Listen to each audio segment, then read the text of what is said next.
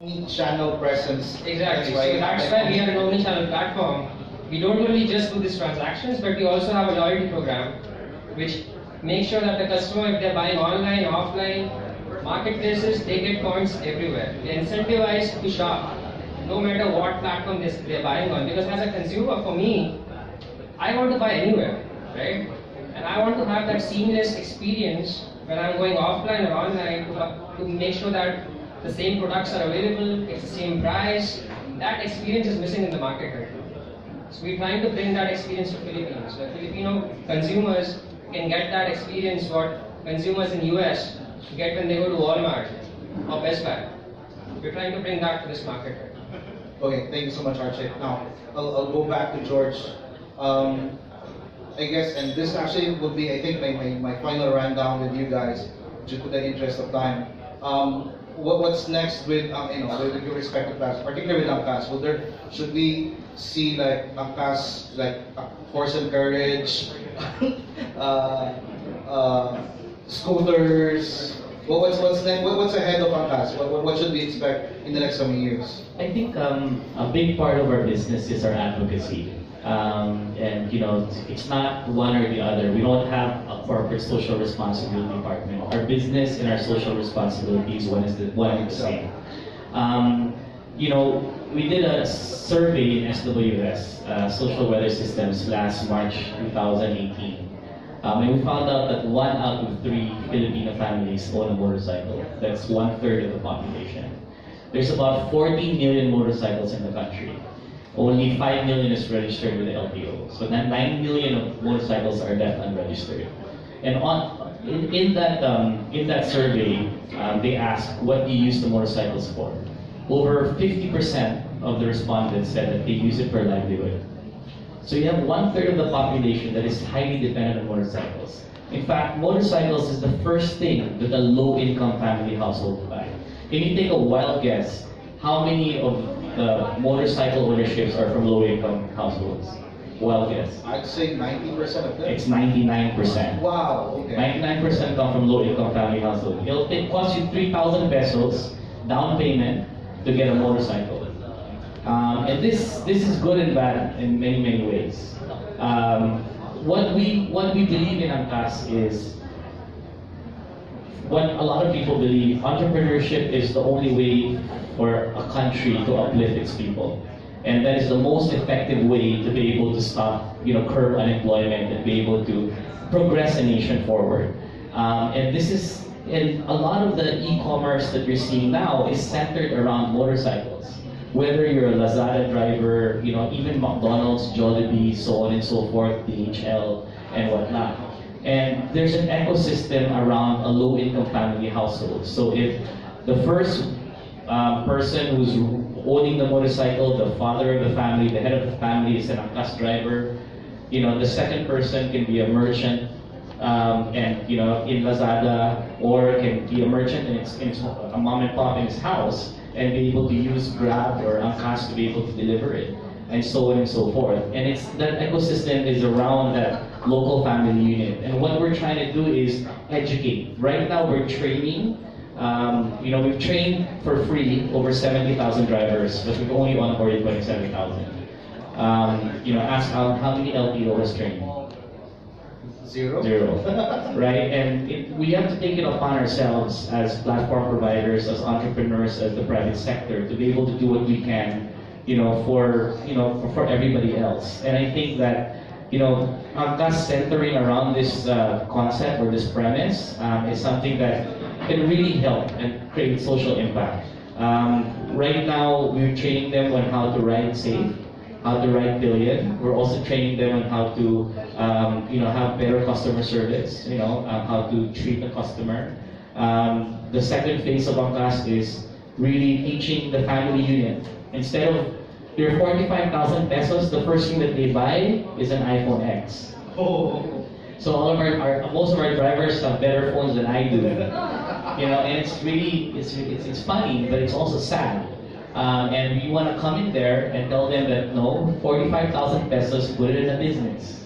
buy power banks. Or buy another motorcycle. Or buy another motorcycle. Have your brother become an angkas driver. Get a second source of income.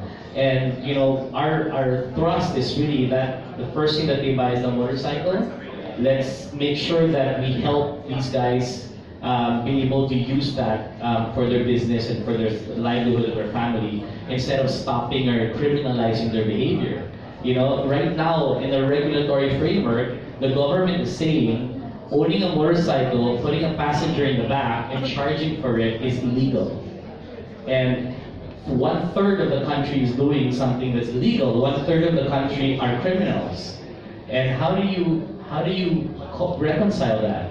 So, hopefully we're working right now with the government, and Congress has passed the bill, the angkas bill. It's now gone up to the Senate. We've had a lot of support from, various sectors. But, I think as an entrepreneur, as a tech entrepreneur, it is my responsibility to see how my tech platform can really help, the bigger part of the population, the low-income family households, because these guys, they can do it. We've proven after 40 years of habal-habal that people are scared riding a motorcycle. There's a really bad stigma on a motorcycle, and with angkas, there's none. So we've proven that those Filipinos, if you train them, they actually learn. The problem is, the 14 million motorcycles that I told you guys earlier that people bought, the first time they've actually seen a motorcycle is when they're taking it out of the dealership.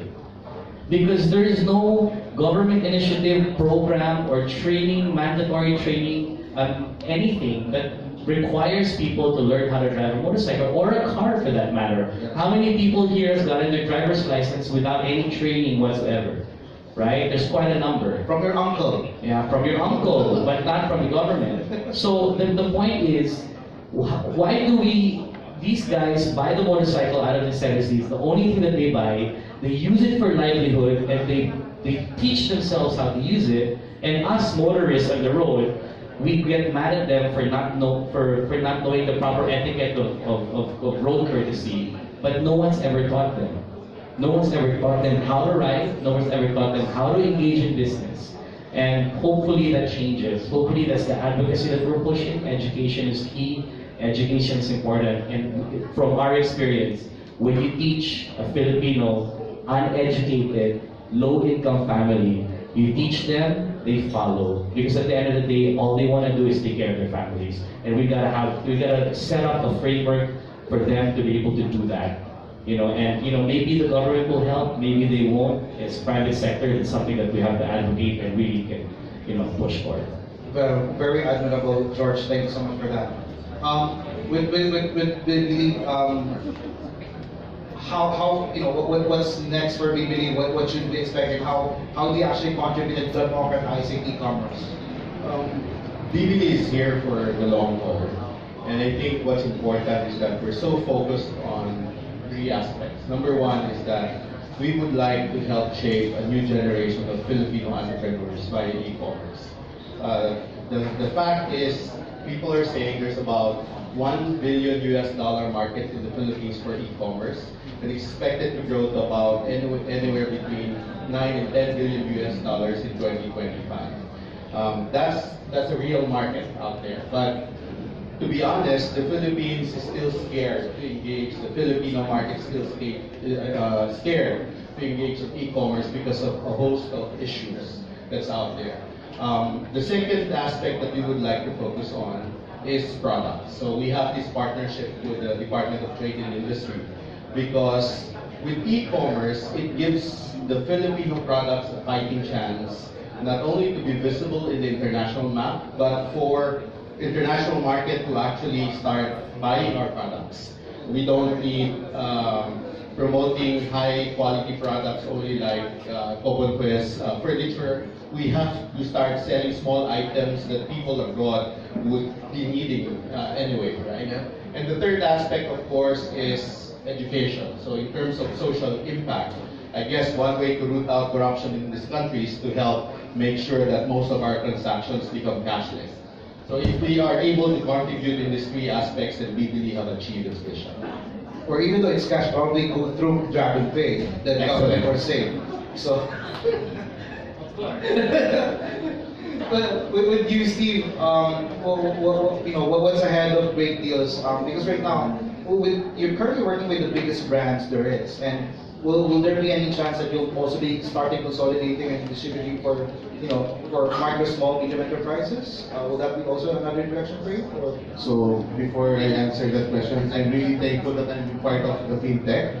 Because right now, 80 to 85% of all transactions done online is through cash on delivery. And with that, that's one of our pain point as a seller.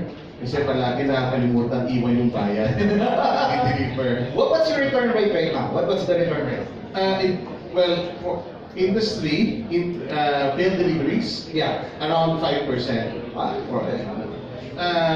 Depends on the category, but maybe during campaigns, so during mga 12, that's umabot na mga 20 to 30% yan. Wow, yes. No? So that's why hopefully some of the technology here, the companies here in Fintech will be able to push more Filipinos to have digital wallets, so that we'll be able to fast track and have a better e-commerce ecosystem. So I think that would really help in driving the industry, our economy. And then, what's ahead of great deals again? So aside from brands, we do have, yung advocacy namin is we're setting up different rural e-commerce centers. So we're starting with after the election, kasi mga LGU units So mga colored. So hopefully yung mga bata na manalo daw. So those are the things that because I have a really passion for e-commerce to go to the rural areas. That's why we have that vision for these small time sellers or SMEs talaga to be able. So we'll be training them on how to set up their own online shop. So kasi yung ginagawa ko rin for the brand, so we're spreading out to the rural areas. And provide employment. And definitely provide employment. Alright, thank you so much, Steve. Now, for Pinoy Travel, will there be any chance, aside from the bus and the ferries, will be adding in the portal, other mode of transportation other than motorcycles?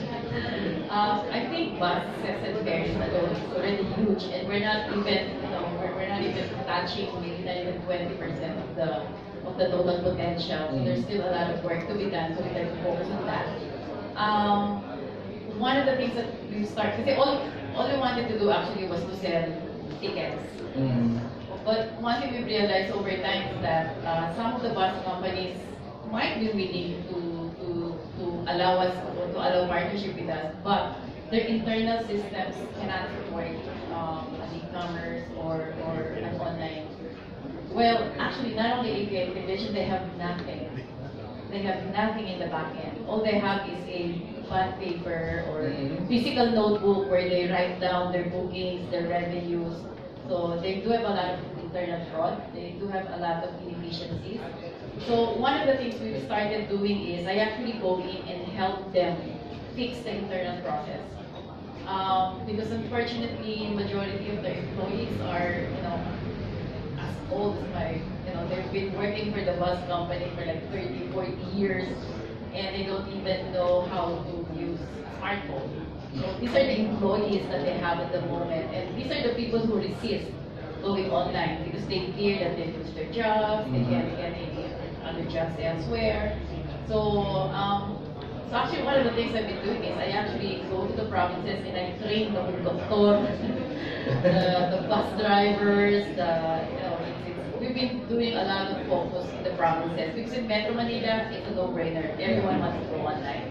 We don't even need to promote it here. So it's in the provinces that we've been focusing on. So for the next, I guess, a year or two, that's going to be what we're doing. How's your penetration like? What's the penetration of Metro Manila? What's the penetration of the rural areas in terms of purchases and? Oh, it's still of our bookings. It's still 80% Metro Manila outbound. Okay. So yung sa probinsya, they haven't really gotten into it, I guess because of the access. Yeah. So that's why we've been focusing on the resellers. So it's going to be the sari-sari stores who will be the, the online point. Conduit. Yeah, that's going to be the conduit for these massa people to go and book their tickets. Okay, thank you so much. And then RJ, it's relatively well, it's relatively new for the Philippine market in terms of the principles of retail and how fast do you see this gonna grow in the country? So we started working with bigger brands in Philippines. So these are the ones who want to do this, right? They have the ability where people go to their .com websites and buy directly from there, and they have the retail presence around, right? So they are the ones we started working with.